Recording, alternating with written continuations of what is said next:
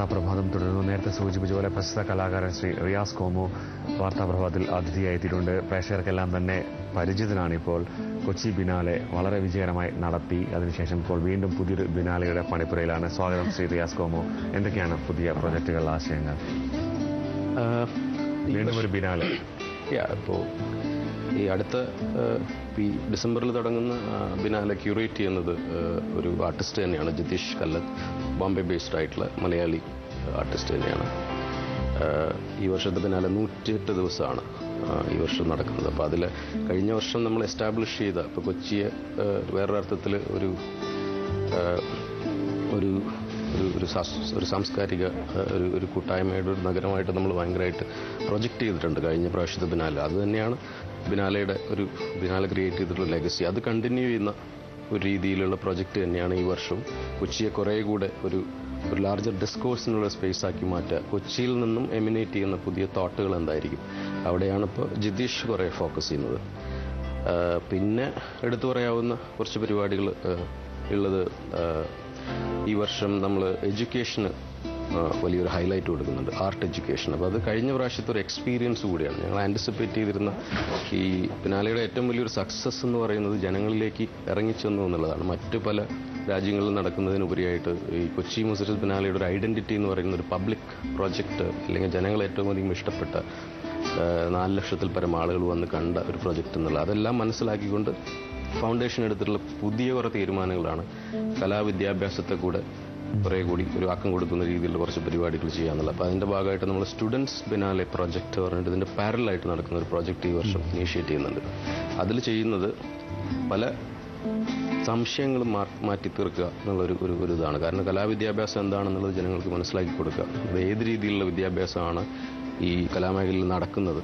ഇപ്പോൾ കാശ്മീരിൽ നിന്ന് ഇപ്പോൾ ഔറംഗാബാദ്, അതുപോലെ ഇപ്പോൾ ബോംബെ, ബറോഡ, കൽക്കട്ട, എല്ലാ നഗരങ്ങളിൽ നിന്നുള്ള ആർട്ട് ഇൻസ്റ്റിറ്റ്യൂഷനുകളിൽ നിന്നുള്ള കുട്ടികളുടെ സെലക്ട് ചെയ്തിട്ടുള്ള വർക്കുകൾ കൊച്ചിയിൽ കൊണ്ടുവന്ന് ഇപ്രാവശ്യം നമ്മൾ എക്സിബിറ്റ് ചെയ്യാം. സംശയം മാറ്റമാണ്. അപ്പോൾ ആദ്യം കൊച്ചി മുസിരിസ് ബിനാലെ വന്നപ്പോൾ എല്ലാവർക്കും സംശയമായിരുന്നു എന്താണ് ബിനാലെ, ഇൻസ്റ്റലേഷൻ എന്താണെന്ന്. പക്ഷെ കുറച്ച് ദിവസം കഴിഞ്ഞപ്പോൾ എല്ലാവരും വളരെ ആകാംക്ഷയോടെ കൊച്ചിയിലേക്ക് എത്താൻ തുടങ്ങി. പലരും ഇത് കണ്ട് ഭയങ്കരമായിട്ട് ഇഷ്ടപ്പെട്ടു എന്നൊക്കെ അല്ലേ. ഒരുപാട് പേര് ഒരു ദിവസം ഒരു ജനറൽ ആയിട്ടുണ്ടായിരുന്ന ഒരു 10,000-ലധികം ആളുകളൊക്കെ വന്നിട്ടുണ്ടായിരുന്നു. ജനറൽ ആയിട്ടുള്ള ഒരു പെർസെപ്ഷൻ അത് മാറ്റാൻ ഭയങ്കരമായിട്ട്. കാരണം ഇപ്പോൾ കേരളം പോലുള്ളൊരു സംസ്ഥാനം, ശരിക്കും പറഞ്ഞാൽ കേരളത്തിൻ്റെ ഒരു ഐഡന്റിറ്റി എന്ന് പറയുന്നത് തന്നെ ഒരു സാംസ്കാരികമായിട്ടും രാഷ്ട്രീയമായിട്ടും വളരെ ഔന്നത്യത്തിൽ നിൽക്കുന്ന ഒരു പ്രദേശം എന്നുള്ളൊരു ഐഡന്റിറ്റി ഉണ്ടല്ലോ.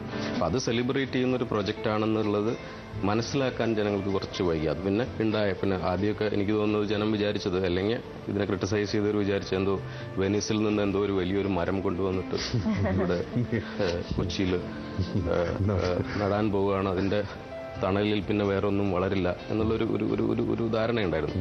പക്ഷേ ബിനാലെ എന്ന് പറയുന്ന ഒരു വിത്താണ് ശരിക്കും പറയുന്നത്. അപ്പോൾ അതിൽ നിന്നും നമ്മൾ എന്താ പറയുക വളർന്നു വരാൻ പോകുന്നപ്പോൾ മറ്റു പല ഈ നഗരങ്ങളുടെയും ചരിത്രം, ഒരു സാംസ്കാരിക പ്രവർത്തനത്തിൽ ഏർപ്പെട്ടിട്ടുള്ള നഗരങ്ങളുടെ ചരിത്രങ്ങൾ വളരെ പ്രശസ്തമാണ്.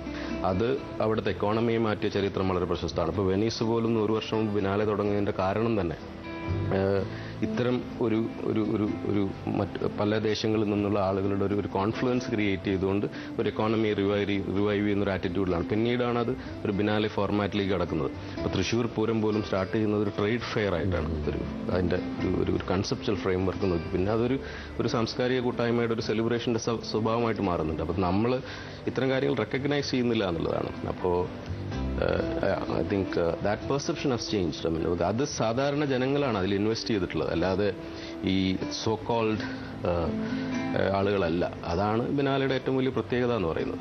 ഇപ്പോൾ താങ്കൾ തന്നെ പറഞ്ഞു 4 ലക്ഷത്തിലധികം ആളുകൾ കണ്ടു, അല്ലെങ്കിൽ അത് മനസ്സിലാക്കി, അല്ലെങ്കിൽ അതിൽ നിന്ന് കിട്ടിയ അല്ലെങ്കിൽ അത് ഒരു ഉദ്ദേശിച്ച സാറ്റിസ്ഫാക്ഷൻ. ഇപ്പം അതുമായി ബന്ധപ്പെട്ട ഒരുപാട് വിവാദങ്ങളുണ്ടായി. വിവാദം നമുക്ക് മാറ്റി നിർത്താം. ബാക്കി അതിൻ്റെ ഒരു സാറ്റിസ്ഫാക്ഷൻ ആദ്യം ബിനാലെ കഴിഞ്ഞപ്പോൾ കിട്ടിയോ? പിന്നെ അത് ഏതൊരു കലാകാരനെ സംബന്ധിച്ചിടത്തോളം എനിക്ക് തോന്നുന്നത് അവന് ആവശ്യമുള്ളത് ഇത് ആസ്വദിക്കാൻ വരുന്ന ആളുകളുടെ അല്ലെങ്കിൽ അപ്രീസിയേഷൻ അല്ലെങ്കിൽ ക്രിട്ടിക്കൽ ഒരു അവയർനെസ് ക്രിയേറ്റ് ചെയ്യുക എന്നുള്ളത്. അപ്പോൾ അത് എനിക്ക് തോന്നുന്നത് നമ്മൾ ഇപ്പോൾ വളരെ കോൺഫ്ലിക്റ്റിംഗ് ആയിട്ടുള്ള ഒരു സമയത്താണ് നമ്മൾ ജീവിച്ചുകൊണ്ടിരിക്കുന്നത്. അപ്പോൾ അതിനൊരു റെമഡി എന്നുള്ള രീതിയിലല്ല, പല സാധ്യതകളുള്ളൊരു പ്രദേശമാണ് കൊച്ചി. അത് ആ പ്രദേശത്ത് നിന്ന് ഉൽപ്പാദിപ്പിക്കുന്ന ഒരു പുതിയ രീതിയിലുള്ള കലാപ്രവർത്തനങ്ങൾ, അത് കാണാൻ പറ്റുമ്പോൾ അപ്പോഴാണല്ലോ ഒരു മാനസാന്തരം സംഭവിക്കുന്നത്. ഇപ്പോൾ കേരളത്തിൻ്റെ ഒരു ട്രഡീഷൻ, ഇപ്പോൾ സിനിമ, എന്തുകൊണ്ടാണ് നമ്മൾ സിനിമ ഫെസ്റ്റിവലുകൾ നടത്തുന്നത്? അത് ആ സമയത്തെ ആ കാലഘട്ടത്തിനെ റിഫ്ലക്റ്റ് ചെയ്യുന്ന, കാരണം സൊസൈറ്റി ഈസ് കണ്ടിന്യൂസ്ലി ചേഞ്ചിങ്. ഇപ്പോൾ നമ്മൾ ജീവിക്കുന്നത് വളരെ ടെക്നോളജിക്കലി അഡ്വാൻസ്ഡ് ആയിട്ടൊരു ഏജിലാണ്. അപ്പോൾ ബിനാലെ അഡ്രസ്സ് ചെയ്യുന്ന ഇഷ്യൂകൾ ഇതെല്ലാമാണ്. ഇപ്പോൾ ടെക്നോളജി അഡ്വാൻസ് ചെയ്യുന്ന സമയത്ത് ഏത് രീതിയിലുള്ള കമ്മ്യൂണിക്കേഷനാണ് നടക്കുന്നത്, ഏത് രീതിയിലാണ് നമ്മൾ ജനങ്ങളിലേക്ക് എത്തിച്ചേരുന്നത്, ഏത് രീതിയിലുള്ള സംവേദനമാണ് നടക്കുന്നതില്ല. അപ്പോൾ അത് ബിനാലയുടെ ഒരു ഹൈലൈറ്റാണ്. കാരണം ഈ ടെക്നോളജി മാറുന്നതിൻ്റെ ഒപ്പം തന്നെ ഇതുമായിട്ട് ചുറ്റിപ്പറ്റിയിട്ട് കലാകാരന്മാർ അല്ലെങ്കിൽ ക്രിയേറ്റീവ് പ്രോസസ്സിലുള്ളവർ ഏറ്റവും കൂടുതൽ ഇൻവെസ്റ്റ് ചെയ്യുന്ന ഒരു ഏരിയയാണ് ഇമാജിനേഷൻ എന്ന് പറയുന്നത്. ആ ഇമാജിനേഷൻ വരുമ്പോഴാണ് എല്ലാ ടെക്നോളജികളും ജനങ്ങളുടെ ഇടയിലേക്ക് വേറൊരു രീതിയിൽ എത്തുന്നത്. അത്തരം ഒരു കൾച്ചറൽ ഇൻവെസ്റ്റ്മെന്റ് ബിനാലെ വളരെയധികം കേരളത്തിൽ നിന്നല്ല, ഒരു ഇന്ത്യ എന്ന് പറയുന്ന രാജ്യത്ത്, പ്രത്യേകിച്ച് ഇപ്പോഴത്തെ ഒരു പൊളിറ്റിക്കൽ സ്ട്രക്ചറിൽ കേരളം എനിക്ക് തോന്നുന്നത് ഒരു ഫ്രീ സ്പേസ് എന്നുള്ളൊരു ഐഡന്റിറ്റി, ഒരു ലിബറൽ സ്പേസ്, ഒരു ലിബറൽ ആർട്ട് പ്രാക്ടീസ് സ്പേസ്. കാരണം ഇപ്പോൾ നമ്മളിപ്പോൾ ഒരു പോസ്റ്റ് ലിബറലൈസേഷൻ്റെ ഒരു സമയമെടുത്ത് ഇതുമായിട്ട് ഇക്വേറ്റ് ചെയ്യുമ്പോൾ ഈ ബിനാലെ പോലുള്ളൊരു പ്രൊജക്റ്റാണ് എനിക്ക് തോന്നുന്നത് ഒരു കണ്ടംപററി വോയിസസ് കൊണ്ടുവരുന്ന ഒരു ഏറ്റവും ശ്രദ്ധിക്കപ്പെട്ടിട്ടുള്ള ഇന്ത്യയിലൊരു പ്രൊജക്ട്. എന്നാലും ബിനാലയിൽ നിന്നും റിയാസിലേക്ക് തന്നെ വരാം. തൃശ്ശൂരിൽ നിന്നും മുംബൈയിലെത്തി. മുംബൈയാണ് റിയാസിന്റെ ജീവിതം മാറ്റിമറിച്ചുകൊണ്ട് തോന്നുന്നു അല്ലേ? അതെ, ഞാൻ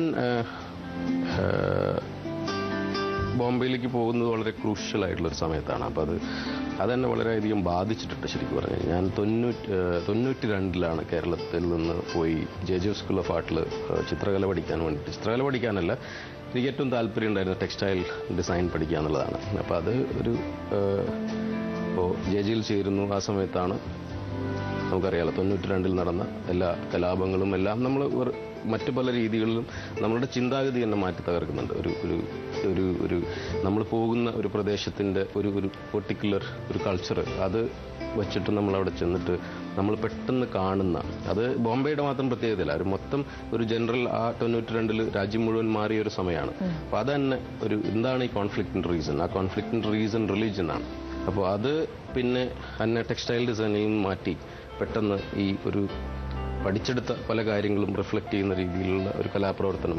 ഐ തിങ്ക് ഞാൻ ആദ്യത്തെ വർഷം തൊട്ട് തന്നെ വളരെ പൊളിറ്റിക്കലി ആർട്ട് പ്രാക്ടീസ് ചെയ്യുന്ന ഒരു വ്യക്തിയായിട്ട് മാറിയത് എനിക്ക് ഒരു സാഹചര്യത്തിന്റെ ഒരു പ്രൊഡക്റ്റാണ് ഞാൻ ശരിക്കും പറഞ്ഞത്.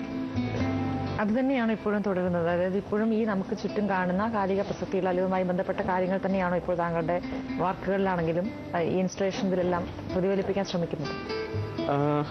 എൻ്റെ വർക്കുകളെ സംബന്ധിച്ച് പറഞ്ഞു കഴിഞ്ഞാൽ ഇപ്പോൾ നമ്മൾ സ്ഥിരമായിട്ട് ചെയ്തുകൊണ്ടിരിക്കുന്നത് ഇപ്പോൾ ഒരു ഗ്ലോബൽ പൊളിറ്റിക്സ് എൻ്റെ ഒരു ഫോക്കസ് സബ്ജക്റ്റാണ്. അതുപോലെ തന്നെ ഇന്ത്യയിൽ നടന്നിട്ടുള്ള പല ഇഷ്യൂസും അത് റിഫ്ലക്റ്റ് ചെയ്യുന്ന രീതിയിൽ ഞാൻ ചെയ്തിട്ടുള്ള പല യാത്രകൾ, അതിൽ നിന്ന് പഠിച്ചെടുത്ത കാര്യങ്ങൾ, അതോടൊപ്പം തന്നെ ഈ ഒരു പ്രധാനപ്പെട്ട ഒരു സംഭവം എന്ന് പറയുന്നത് തന്നെ ഏറ്റവും കൂടുതൽ ഫോക്കസ് ചെയ്യാൻ പ്രേരിപ്പിച്ചിട്ടുള്ള ഒരു സബ്ജക്റ്റ് എന്ന് പറയുന്നത് റിലീജിയസ് കോൺഫ്ലിക്റ്റ് ആണ്. അപ്പോൾ അതിൻ്റെ പ്രധാന കാരണം തന്നെ 92 ആണ് ഒരു മെയിൻ ആയിട്ടുള്ളൊരു റീസൺ. പിന്നെ നമ്മളത് സ്റ്റഡി ചെയ്യുമ്പോൾ നമ്മൾ മനസ്സിലാക്കുന്ന പ്രശ്നം അവിടെയാണ് ഈവൻ രണ്ട് കാര്യങ്ങൾ വരുന്നത്. ഒരു ആർട്ടിസ്റ്റ് എന്നുള്ള രീതിയിൽ ഒരു സോഷ്യൽ റെസ്പോൺസിബിലിറ്റി പല രീതികളിൽ നമുക്ക് ഡൈവേർട്ട് ചെയ്ത് വിടാൻ പറ്റും.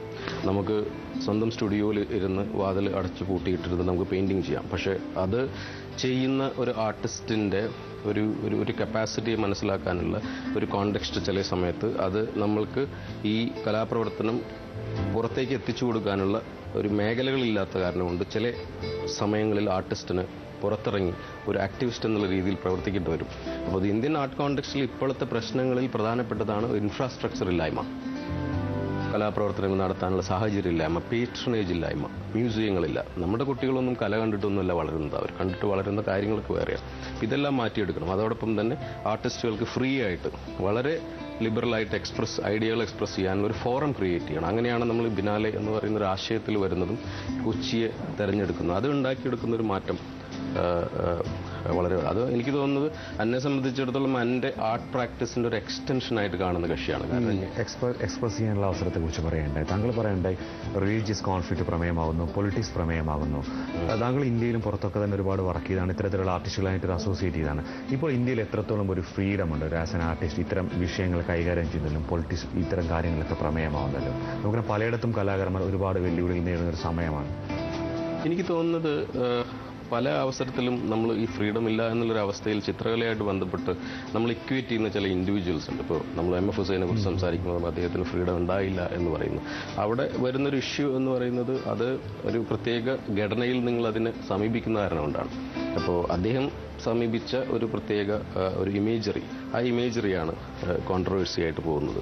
അപ്പോൾ അതിനുവേണ്ടി കാത്തിരിക്കുന്ന കുറേ ഒരു പ്രത്യേക മീഡിയോക്കർ ആയിട്ടുള്ള ഒരു സൊസൈറ്റി ഉണ്ട്. പക്ഷേ അത് നമ്മൾ കൃത്യമായിട്ട് മനസ്സിലാക്കിക്കൊണ്ട് എവിടെയാണ് ജനങ്ങൾ ഇമോഷണലി ഏറ്റവും കൂടുതൽ ഡിസ്റ്റർബ്ഡ് ആവുന്ന ഏരിയകൾ, അത് കുറച്ചുകൂടെ നമ്മൾക്ക് അവർക്കൊരു അവയർനെസ് കിട്ടുന്ന രീതിയിൽ നമ്മൾ പറഞ്ഞ് മനസ്സിലാക്കി കൊടുക്കും. ഇപ്പോൾ കലാകാരൻ്റെ ഒരു റെസ്പോൺസിബിലിറ്റി അതാണ്. ഇപ്പോൾ ഈ റിലീജിയസ് സബ്ജക്റ്റുകൾ ഹാൻഡിൽ ചെയ്യുമ്പോഴാണ് എനിക്ക് തോന്നുന്നത് ഏറ്റവും കൂടുതൽ ശ്രദ്ധിക്കേണ്ടത്. അത് ഞാൻ പഠിച്ചെടുത്തിട്ടുള്ള മേഖലകൾ അതിപ്പോൾ ഞാൻ എൻ്റെ ഫാദറിൽ നിന്ന് പഠിച്ചതാണ്. കാരണം ഞാൻ എന്താ പറയുക, ജനിച്ചു വളർന്ന അറ്റ്മോസ്ഫിയർ. അപ്പോൾ അദ്ദേഹം പറഞ്ഞു തരാനുള്ള കാര്യങ്ങൾ ഇത് എന്താ പറയുക, മതം എന്ന് പറയുന്നത് വളരെ പേഴ്സണൽ ആയിട്ടുള്ള ഒരു സംഭവമാക്കിയിട്ട് ഒരു റിലീജിയൻ അല്ലെങ്കിൽ റിലീജിയസ് പ്രാക്ടീസ് എന്ന് പറയുന്നത് വളരെ പേഴ്സണൽ ആയിട്ടുള്ള സംഭവമാണ്. പക്ഷേ you should always be A political being, ഒരു സോഷ്യലി റെസ്പോൺസിബിൾ. അത് എനിക്ക് തോന്നുന്നത് പല സന്ദർഭങ്ങളും സൊസൈറ്റി മനസ്സിലാക്കുന്നില്ല എന്നുള്ളതാണ്. അതുകൊണ്ടാണ് അതെനിക്ക് തോന്നുന്നത് എപ്പോഴും കോൺഫ്ലിക്റ്റ് നടക്കുന്നത് മീഡിയോക്രസി ആയിട്ടാണ്. അത് കാരണം ഇപ്പോൾ ഹുസൈൻ ടാർഗറ്റ് ആവുന്നത് അത് ഒരു മീഡിയോക്കർ ആയിട്ടുള്ള ഒരു സ്പേസിൽ അവൈലബിൾ ആയിട്ട് നിൽക്കുന്ന കാരണം കൊണ്ടുള്ള ഒരു പ്രശ്നം കൂടിയുണ്ട്. അത് കൃത്യമായിട്ട് ഹുസൈൻ ഹാൻഡിൽ ചെയ്യാൻ പറ്റിയിട്ടില്ല എന്ന് എനിക്ക് പലപ്പോഴും തോന്നിയിട്ടുണ്ട്. ഹുസൈൻ ഒരു സമയത്തിന് ശേഷം ഹുസൈൻ ഭയങ്കര കെയർഫുൾ ആയിരുന്നു എല്ലാ കാര്യങ്ങളിലും. ഹുസൈൻ തന്നെ ഇവിടുന്ന് പലായനം ചെയ്യുന്നു. ഞാൻ ഹുസൈൻ ഒരു സാഹചര്യം അങ്ങനെ ഒരു കെയർഫുൾ ആകാൻ വേണ്ടി പ്രേരിപ്പിക്കപ്പെടുന്നു അല്ല, ഞാൻ പറഞ്ഞത് ഒരു ഹുസൈൻ ചെയ്ത ഏറ്റവും വലിയൊരു സ്റ്റേറ്റ്മെന്റ് എന്ന് പറയുന്നത് അദ്ദേഹം ഇന്ത്യയെ ഏറ്റവും കൂടുതൽ അടുത്തറിഞ്ഞ വ്യക്തിയാണ്. പക്ഷെ ഈ മരിക്കുന്നതിന് തൊട്ട് മുമ്പ് നമ്മൾക്ക് അദ്ദേഹം തരുന്ന ഏറ്റവും വലിയ സന്ദേശം എന്ന് പറയുന്നത് ടു സ്റ്റാൻഡ് ഫോർ ഫ്രീഡം എന്നാണ്. അതാണ് ഞാൻ പറഞ്ഞത്. ചില സമയങ്ങളിൽ നമ്മൾ അല്ലാതെ ഒരു മീഡിയോക്കർ ആയിട്ടുള്ള ഒരു ഭാഷ ജനങ്ങളിൽ ഉണ്ടാക്കുന്ന ഒരു സംശയങ്ങളുണ്ട്. അതിൽ നിന്ന് നമ്മൾ കുറെ കൂടി കെയർഫുൾ ആകണമെന്നാണ് ഞാൻ പറഞ്ഞത്. Hussain, I am an admirer of Hussain.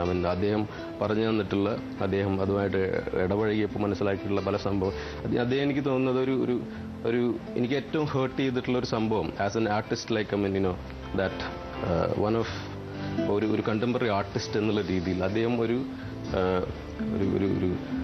മനസ്സുകൊണ്ട് ഒരു റിജക്ഷൻ അദ്ദേഹത്തിന് അവസാനം നടത്തേണ്ടി വന്നു. ഒരു ഐഡന്റിറ്റി മാറ്റേണ്ടി വന്നു. അത് സംഭവിക്കാതിരിക്കുക എന്നുള്ളതാണ്. എനിക്ക് തോന്നുന്നു അവിടെ ഇത് കൂടുതൽ ചർച്ച ചെയ്യപ്പെടേണ്ട ഒരു വിഷയം കൂടിയാണ്. നമ്മൾ എങ്ങനെ ഇത്തരം കാര്യങ്ങൾ ഈ റിലീജിയൻ എന്ന് പറയുന്നത് വളരെ സെൻസിറ്റീവ് ആയിട്ടുള്ള സബ്ജക്റ്റ് ആണെന്നാണ് ഞാൻ പറഞ്ഞത്. ഇത്തരം പല ആർട്ടിസ്റ്റുകളും പെട്ടുപോയിട്ടുള്ളൊരു ഏരിയ അതാണ്. പക്ഷേ വളരെ രാഷ്ട്രീയ പ്രാധാന്യത്തോട് കൂടിയിട്ട് വർക്ക് ചെയ്യുന്ന എത്രയോ കലാകാരന്മാർ ജീവിച്ചിരിക്കുന്ന നാടാണ് ഇന്ത്യ. ഇപ്പോൾ കഴിഞ്ഞ പ്രാവശ്യത്തെ ബിനാലയിൽ തന്നെ നമ്മൾ അവതരിപ്പിച്ച പല കലാകാരന്മാരും അവർ വളരെ പെർട്ടിനൻ്റ് ആയിട്ടുള്ള ഇഷ്യൂകൾ വർക്കിൽ കൊണ്ടുവരുന്നുണ്ട്. അത് റിലീജിയൻ മാത്രമല്ല, മൊത്തം ഒരു സോഷ്യൽ ലാൻഡ്സ്കേപ്പിനെ തന്നെ ഡൈസെക്ട് ചെയ്യുന്ന അമർ കൻവർ പോലുള്ള ആർട്ടിസ്റ്റുകളുടെ വർക്കുകൾ. അതുപോലെ നമ്മളൊരു ഗ്ലോബൽ സ്റ്റേജിൽ നിന്നും കേരളത്തിൽ കൊണ്ടുവന്ന വർക്കുകൾ. ഇപ്പോൾ സാന്റിയാഗോ സിയറ എന്ന് പറയുന്ന ആർട്ടിസ്റ്റ്, ക്യാപിറ്റലിസത്തെ കുറിച്ച് സംസാരിക്കുന്ന ആർട്ടിസ്റ്റ്. അതുപോലെ അഞ്ജലിക മെസ്സറ്റി, മൈഗ്രേഷനെ കുറിച്ച് സംസാരിക്കുന്ന ആർട്ടിസ്റ്റ്. അപ്പോൾ അപ്പോൾ നമ്മളൊരു ആർട്ടിസ്റ്റ് എന്നുള്ള രീതിയിൽ പല പേഴ്സ്പെക്റ്റീവുകളിൽ നമ്മൾ ആർട്ടിസ്റ്റുകൾ ഇടപഴകുന്നുണ്ട്. പക്ഷേ Hussain, I think he stands out as a simple. That's one reason I said. He was targeted because of our sensitivity. ഇപ്പോൾ വേറെ കാര്യം, ഇപ്പം താങ്കളായാലും ബോസായാലും കേരളം വിട്ടു പോകുന്നു, കേരളത്തിലെ അവസരമില്ലായ്മയെക്കുറിച്ചൊക്കെ ഒരുപാട് സംസാരിച്ചു. ഇപ്പോൾ ബിനാലയുടെ ഒരു എക്സ്പീരിയൻസ് കൂടി കഴിഞ്ഞു. തിരിച്ച് കേരളത്തിലേക്ക് എത്തുമ്പോൾ ഇവിടുത്തെ ഒരു കലാകാരന്മാർക്ക് ഉള്ളൊരു അവസരം, ഇപ്പോഴത്തെ ഒരു സാഹചര്യം, നമ്മുടെ മലയാളി എന്താ പറയുക, ഇപ്പോൾ ഒരു സ്പേസ് കൂടിയിട്ടുണ്ട്, അങ്ങനെ തോന്നുന്നുണ്ടോ താങ്കൾക്കിപ്പം? മുംബൈയിൽ നിന്നാണ് താങ്കൾ കാര്യങ്ങളൊക്കെ വീക്ഷിക്കുന്നത്, ഇപ്പോൾ തിരിച്ച് കേരളത്തിലേക്ക് വരുന്നു, ഇവിടുത്തെ സിറ്റുവേഷനൊക്കെ കുറച്ചുകൂടി കംഫർട്ടബിളായി തോന്നുന്നുണ്ട്?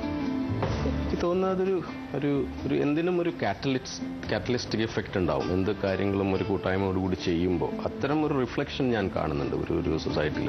ഇപ്പോൾ ഒരു അവയർനെസ് ഉണ്ട് ജനങ്ങളുടെ ഇടയിൽ. ഇപ്പോൾ കഴിഞ്ഞൊരു ദിവസം ഇപ്പോൾ കൊച്ചിയിൽ നടന്നുകൊണ്ടിരിക്കുന്ന KG സുബ്രഹ്മണ്യത്തിൻ്റെ ഷോ പോലും ഒരു എക്സാമ്പിളാണ്. കാരണം KG 90 വയസ്സായ KGയുടെ വർക്കുകൾ ഒരിക്കലും ഒരു കളക്റ്റീവായിട്ട് കേരളത്തിൽ എക്സിബിറ്റ് ചെയ്യപ്പെട്ടിട്ടില്ല. അദ്ദേഹത്തെ നമ്മൾ ബിനാലയിൽ ഒരു ആർട്ടിസ്റ്റായിട്ട് ജിതീഷ് ഈ വർഷം ഇൻക്ലൂഡ് ചെയ്തിട്ടുണ്ട്. അപ്പോൾ അതൊരു പോയിന്റ് ഓഫ് ഡിസ്കഷനാണ്. അപ്പോൾ KGയുടെ വർക്ക്, പിന്നെ ഒരു ട്രാവൽ ചെയ്യുന്നൊരു ഷോ ഉണ്ട്, KGയുടെ ഒരു ലൈഫ് സെലിബ്രേറ്റ് ചെയ്യുന്നൊരു ഷോ ഇപ്പോൾ നടന്നുകൊണ്ടിരിക്കുന്നുണ്ട്. ആ ഷോ ഇവിടേക്ക് ട്രാവൽ ചെയ്യാനുള്ള അതിൻ്റെ ഒരു റീസൺ പോലും ദർബാർ ഹാൾ അല്ലെങ്കിൽ ഒരു ബിനാലെ എന്ന് പറയുന്ന ഒരു കാറ്റലിസ്റ്റാണ്. കാരണം ദർബാർ ഹാൾ ഇപ്പോൾ ഒരു ഇന്റർനാഷണലി ക്ലെയിംഡ് ആയിട്ടുള്ള ഒരു സ്പേസ് ആയി മാറിക്കൊണ്ടിരിക്കുകയാണ്. അതിൻ്റെ അതുകൊണ്ടാണ് ഞാൻ പറഞ്ഞത് infrastructure is a big issue. ഇപ്പോൾ ദർബാർ ഹാൾ ഒരു ഇന്റർനാഷണൽ ക്വാളിറ്റി മ്യൂസിയം സ്പേസ് ആയതുകൊണ്ടാണ് KGയുടെ വർക്കുകൾ അവിടെ വന്ന് കാണിക്കാനുള്ള ഒരു സാഹചര്യം ഉണ്ടാകുന്നത്. അപ്പോൾ ഇതാണ് മാറ്റം എന്ന് പറയുന്നത്. അപ്പോൾ KG പ്രത്യേകിച്ച് ഹൈലൈറ്റ് ചെയ്യുന്ന ഒരു സംഭവമുണ്ട്. നമ്മളെപ്പോഴും ഒരു പ്രവർത്തനം എന്ന് പറയുന്നത് ഒരു സമൂഹത്തെ, ഒരു ചുറ്റുവട്ടത്തിന് മനസ്സിലാക്കുന്ന പ്രവർത്തനങ്ങളായിരിക്കണം. അത്തരം ഒരു പ്രവർത്തനത്തിലൊരു ആക്കം എനിക്ക് തോന്നുന്നത് ബിനാലെ ഉണ്ടാക്കിയെടുത്തിട്ടുണ്ട്. ബിനാലെ എന്ന് മാത്രമല്ല, ഇതിനു മുമ്പ് നടന്നിട്ടുള്ള പല കലാപ്രവർത്തനങ്ങളെയും വീണ്ടും തിരിച്ച് ശ്രദ്ധയിലേക്ക് കൊണ്ടുവരാനായിട്ട് ഇപ്പോൾ കേരളത്തിൽ എക്സിസ്റ്റ് ചെയ്യുന്ന പല ആർട്ടിസ്റ്റുകളെയും അവർ ഇമ്പോർട്ടൻ്റ് ആണ് എന്ന് പറയുന്ന ഒരു രീതിയിലേക്ക് കാരണം ഈ കലാകാരൻ എന്ന് പറയുന്നത് ഭയങ്കര ഒരു കേരളത്തിൻ്റെ ഒരു കൾച്ചറൽ സ്പേസിൽ വളരെ താഴേക്കെടുക്കുന്ന ഒരു ഇൻഡിവിജ്വലാണ്. അപ്പോൾ അദ്ദേഹത്തെ നമ്മൾ കുറച്ചുകൂടി മുന്നിൽ കൊണ്ടുവന്ന് ഒരുമിച്ച് നിർത്താൻ പറ്റുന്ന ഒരു സാഹചര്യം ഉണ്ടാക്കുന്നത് പ്രശ്നങ്ങൾക്കുള്ള ഒരു മറുപടി കൂടിയാണെന്ന് തോന്നുന്നു അല്ലേ? ബിനാലെ വന്നിട്ട് എന്താണ് ഇവിടുത്തെ കലാകാരന്മാർക്ക് പ്രയോജനം എന്നൊക്കെ പലരും ചോദിക്കേണ്ടായി. ഈ സാധാരണ ഒരു വീട്ടില് ഒരു കുട്ടി വളർന്നു വരുന്ന സമയത്ത് ഏത് കലയോടായാലും, ഞാൻ ചിത്രകലയിലോ ശില്പകലയിലോ ഉദ്ദേശിക്കുന്നത് ഡാൻസ് പാട്ടോ എന്തായാലും താല്പര്യം ഉണ്ടെങ്കിൽ അത് പഠിപ്പിക്കുന്നതിനൊപ്പം രക്ഷിതാക്കൾ പറയുന്ന ഒരു കാര്യമാണ് അക്കാഡമിക് തലത്തിലൂടെ പഠിക്കണം. കാരണം മറ്റേതിനെ ഉപജീവനമായിട്ട് കാണുന്നില്ല. അക്കാഡമിക് വഴി വേറെ ജോലി കിട്ടിയാൽ മാത്രമേ ഉപജീവനമെന്ന് കാണുന്നുള്ളൂ. അതും കൂടെ വേണമെന്നുള്ളൊരു പ്രാധാന്യം കൊടുത്ത് പഠിപ്പിക്കുന്നു. അത് വേണം. പക്ഷേ ഈ കലയെ തന്നെ ഉപജീവന മാർഗമാക്കാം, ഒരു വരുമാനം ഉണ്ടാക്കാന്നുള്ള താങ്കൾക്ക് കൂടി ബോധ്യപ്പെട്ടതാണ്. പക്ഷേ ഏതെങ്കിലും ഘട്ടത്തിൽ വല്ലാതെ സ്ട്രഗിൾ ചെയ്യേണ്ടി വന്നിട്ടുണ്ടോ? ഇപ്പം ഈ ബോംബെയിലേക്ക് പോയി എന്ന് പറയുന്ന കാലം 90കളുടെ ആദ്യം സ്വാഭാവികമായിട്ടൊരു സർക്കാർ ജോലിയിലേക്ക് ആൾക്കാർ പഠിച്ച് കോൺസെൻട്രേറ്റ് ചെയ്യുന്ന കാലഘട്ടത്തിൽ അവിടെ പോയി ഈ പറഞ്ഞ ടെക്സ്റ്റൈൽ മേഖല ലക്ഷ്യമാക്കി പോയി ഒരു പൊളിറ്റിക്കൽ ആർട്ടിലേക്കൊക്കെ തിരിയുമ്പോൾ ഇതൊരു വരുമാന മാർഗം ആക്കി വളർത്തിയെടുക്കുന്നതിൽ സ്ട്രഗിൾ ചെയ്യേണ്ടി വന്നിട്ടുണ്ടോ? ധാരാളം സ്ട്രഗിൾ ചെയ്യേണ്ടി വന്നിട്ടുണ്ട്. അതിപ്പോൾ ദാറ്റ് സ്ട്രഗിൾ ആക്ച്വലി കണ്ടിന്യൂസ്. കാരണം നമ്മൾക്ക് തന്നെ ക്രിയേറ്റ് ചെയ്യാൻ പറ്റുന്ന ഒരു മേഖലയാണ് ഈ സ്ട്രഗിൾ എന്ന് പറയുന്നത്. ആർട്ടിസ്റ്റ് സ്വന്തമായിട്ട് ക്രിയേറ്റ് ചെയ്യാൻ പറ്റും. കാരണം എനിക്ക് പലപ്പോഴും തോന്നിയിട്ടുള്ളത് അതാണ്. കാരണം നമ്മൾ സ്റ്റെപ്പ് ഇൻ ചെയ്യുന്ന ഒരു ഏരിയയുമായിട്ട് ബന്ധപ്പെട്ടിരിക്കും. നമ്മളൊരു പുതിയൊരു ഭാഷ സൃഷ്ടിക്കണമെന്നുണ്ടെങ്കിൽ നമ്മൾ അതിൻ്റെ റിസർച്ചിലേക്ക് കിടക്കുന്നു. അതുമായിട്ട് ഞാൻ വളരെ കൺസെപ്റ്റലായിട്ട് ആർട്ട് ചെയ്യുന്ന കക്ഷിയാണ്. അപ്പോൾ ഞാൻ ചെയ്തു വെച്ച കാര്യങ്ങളെല്ലാം മാറ്റിവെച്ചുകൊണ്ട് പുതിയ ഒരു പ്രദേശത്തേക്ക് ഇങ്ങനെ പ്രവേശിക്കുമ്പോൾ അതുമായിട്ട് ബന്ധപ്പെട്ട് പിന്നെ ചാലഞ്ചുകളാണ്. ആ റിസ്ക് എടുക്കാനുള്ള ഒരു കപ്പാസിറ്റിയുള്ള ഒരു ആർട്ടിസ്റ്റ് എല്ലാ കാലത്തും സ്ട്രഗിൾ ചെയ്തുകൊണ്ടിരിക്കുന്നതാണ് എനിക്ക് തോന്നിയിട്ടുള്ളത്. കാരണം അതൊരു വെറും ഫിനാൻഷ്യൽ സ്ട്രഗിൾ മാത്രമല്ല, അത് നമ്മൾ ഒരു സ്ട്രഗിൾ വിത്ത് ദ സൊസൈറ്റി. കാരണം ഞാൻ ആദ്യം പറഞ്ഞ പോലെ വളരെ കോൺഫ്ലിക്റ്റിംഗ് ആയിട്ടുള്ള ഒരു കോണ്ടെക്സ്റ്റിൽ വർക്ക് ചെയ്യുമ്പോൾ the artist is in alert. he has to be very alerted. ഇപ്പോൾ KGയിലേക്ക് നമുക്ക് തിരിച്ചു വരാം. KG പറഞ്ഞ കലാവിദ്യാഭ്യാസത്തെ കുറിച്ചിട്ട് ഇപ്പോൾ പ്രത്യേകിച്ച് മാതാപിതാക്കൾ മനസ്സിലാക്കേണ്ട ഒരു സംഭവം എന്ന് പറയുന്നത് ഈ കലാവിദ്യാഭ്യാസം ചെയ്യുന്ന കേന്ദ്രങ്ങൾ ശരിക്കും പറഞ്ഞു കഴിഞ്ഞാൽ നിങ്ങളെ ഒരു ക്രിയേറ്റീവായിട്ട് പ്രാക്ടീസ് ചെയ്യാനുള്ള ഒരു ഇമാജിനേറ്റീവ് കപ്പാസിറ്റി ആയിട്ടുള്ള ഒരു വ്യക്തിയായിട്ട് വളർത്തുന്ന ഒരു ഇൻസ്റ്റിറ്റ്യൂഷൻ കൂടിയാണ്. അപ്പോൾ KG പറയുന്നത് എപ്പോഴും നിങ്ങൾ ഒരു 10 വർഷത്തിന് ശേഷം നിങ്ങൾക്ക് ഒരു നിങ്ങളുടെ പ്രദേശത്തെ ഇമാജിൻ ചെയ്യാൻ കഴിയണം. അതായിരിക്കണം ഒരു കലാസ്ഥാപനത്തിൻ്റെ ഒരു ലക്ഷ്യം എന്ന് പറയുന്നത്. അപ്പം അത്തരം ഒരു ലക്ഷ്യം ഉണ്ടെന്നുണ്ടെങ്കിൽ പിന്നെ പാരൻസിന് വിഷമിക്കേണ്ട കാര്യമൊന്നുമില്ല. കാരണം he's getting prepared for a society, not for just for a survival. കാരണം ഒരു പൊളിറ്റിക്കൽ ബീയിങ് ആയിട്ട് നിങ്ങൾക്ക് നിങ്ങളുടെ മകനെ വളർത്താൻ പറ്റുക അല്ലെങ്കിൽ മകളെ വളർത്താൻ പറ്റുക. അതിൽ ഇപ്പോൾ UC ലൈക്ക് ഒരു പാട്ടുകാരൻ ഒരു റാപ്പ് സിംഗർ ആവാം. Rap singer is a political propagator. അപ്പോൾ ഇത് പല രീതികളിലും നമുക്കിപ്പോൾ ഈ പെയിന്റിങ്ങിൻ്റെ തന്നെ ഒരു അപാര സാധ്യതകളുണ്ട്.